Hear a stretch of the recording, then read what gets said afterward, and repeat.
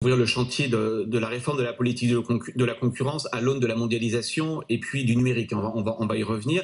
Par contre, là où je pense que certains espoirs vont être déçus, pour ne pas dire douchés, c'est quand on dit réforme de la politique de la concurrence, ça ne veut pas dire forcément baisser la garde. Je pense même qu'on va arriver à des effets plutôt inverses. En fait, il y a deux sujets. Il y a le contrôle des fusions-acquisitions, l'affaire Alstom-Siemens, pour faire simple, Oui. où là, en effet, la Commission européenne est dans le collimateur, soi-disant parce qu'elle n'aurait pas pris suffisamment en compte la concurrence chinoise, etc. On y reviendra.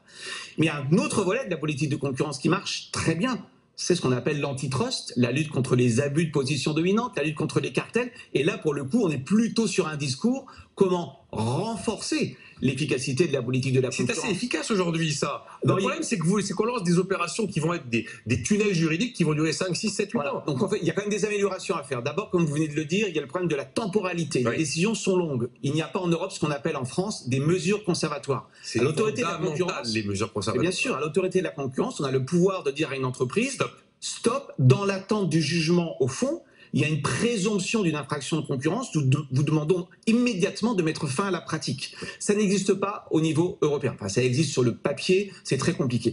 Je pense qu'il y a d'autres choses aussi à faire en matière d'antitrust, renforcer l'expertise de la Commission européenne et de l'autorité française également en matière de numérique. On voit apparaître de nouvelles pratiques à l'ère du numérique qui nécessitent des expertises. Par exemple, de la collusion par les algorithmes. Il faut être en mesure de détecter ce type de pratiques. Donc on voit qu'il y a au moins sur ces deux sujets des efforts à faire. Puis un troisième sujet, c'est le fait qu'on voit des rachats d'entreprises de start-up à fort potentiel qui pourraient faire de l'ombre à ces géants du numérique, et c'est ce qu'on appelle les fameuses killer acquisitions.